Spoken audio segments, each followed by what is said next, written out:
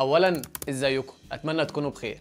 ثانيا النهارده احنا هنتكلم عن حاجه مهمه جدا في الفيديوهات بتاعتنا وبنستخدمها كتير قوي وليها استخدامات حقيقي كتير. فتعالى خلينا النهارده نتكلم عن التراكنج او التتبع.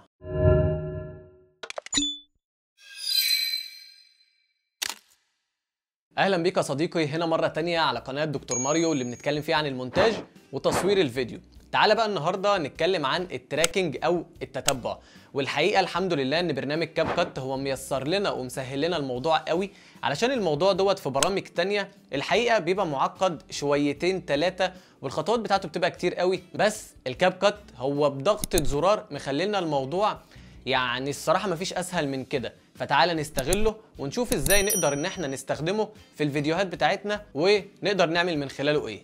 ده كلمتين في السريع كده، ويلا بينا ندخل الكاب كات ونشوف الكلام على ايه. هنبدا يا صديقي نفتح البرنامج بتاعنا بالشكل ده. بعد كده هنروح نجيب اي كليب بيبقى فيه حركه او اللي انت محتاج تعمل له تراكنج او تتبع للحركه. طيب تعالى كده نشوف فيديو العربيه ده. هنبدا نقطع الفيديو من ساعه ما العربيه تبدا تدخل بالشكل ده لحد ما هي تكمل المسافه بتاعتها عادي جدا لحد مثلا هنا. تعال نكبر كده الشكل ده في التايم لاين، وده بقى عندنا شكل الفيديو الطبيعي.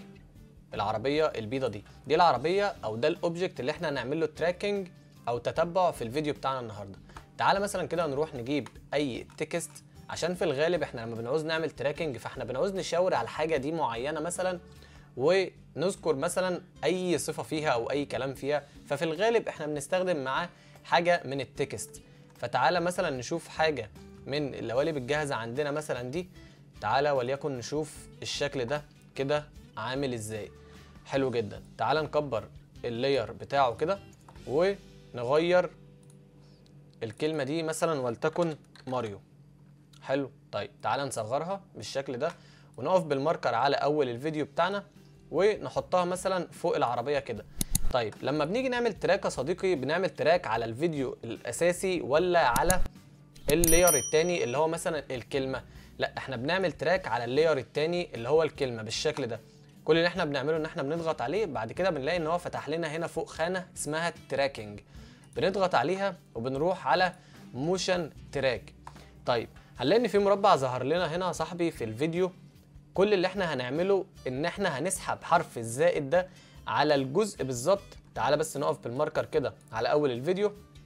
محتاجين ان احنا علامة الزائد دي نسحبها بالظبط في السنتر او في الجزء اللي انت محتاج ان انت تفضل بتتتبعه طول الحركة. طيب انا هنا مثلا هسحبه في ظهر العربية بالشكل ده، وهظبط الابعاد بتاعتي دي بحيث ان هو كل ما يجي يعمل ريفريم او كل ما يمشي خطوة خطوة يفضل يدور على نفس الجزء اللي انا محدده.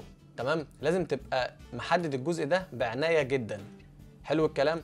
طيب هنلاقي هنا في خانة التراكنج ان هو معلم لك على السكيل والديستانس. طيب ايه هما السكيل والديستانس؟ السكيل دوت كل ما مثلا احنا فتحناها كده بالشكل ده هو هيفضل متتبع الحركة. لو الاوبجكت او الشيء اللي انت عامل له تراكنج كبر فهو هيكبر مع الكلمة، لو الاوبجكت او الشيء اللي انت عامل له تراكنج صغر فهو هيصغر مع الكلمة، لان زي ما قلنا قبل كده ان السكيل هو اللي مسؤول عن الجزء يكبر او يصغر. فانا هعملها اون. طيب الديستانس دي هي المسافة، علشان الجزء اللي انا بتتبعه ما يبوظش المسافة مع الجزء تاني او الحاجة التانية اللي هو بيتتبعها.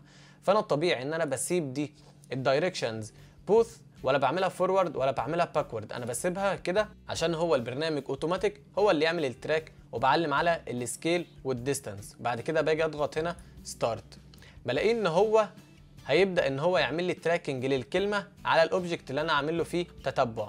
طيب تعالى كده نشوف النتيجه بقت عامله ازاي. حلو الكلام. يبقى انا هنا صديقي هو بدا ان هو يمشي لي الكلمه مع العربيه بالشكل ده، وكل ما العربيه بتبعد كل ما هو بيصغر لي الكلمه لحد ما تبدا تختفي خالص. ده برضه جزء من الواقعيه، يعني انا مش مقتنع بيه قوي بس ماشي مفيش مشكله. هو شكله كويس برضه وشكله حلو، لان طبيعي ان العربيه كل ما هتبعد كل ما الحجم بتاعها هيصغر، فطبيعي ان الكلمه كمان هتصغر معاها. طيب تعالى كده نجرب مثلا حاجه تانية. لو انا ما لقيتش خانه التراكنج اقدر ان انا اعمل ايه؟ تعالى كده نشوف مثلا حاجه زي كده. هلاقي هنا يا صديقي ان هو مش فاتح لي خانه التراكنج. تعال نصغر دي بالشكل ده كده ونقف بالماركر على اول الكليب. تعال نغير برضو الكلمه وبعد كده نشوف احنا هنعملها ازاي. ماشي، نصغر كده بالشكل ده هنا.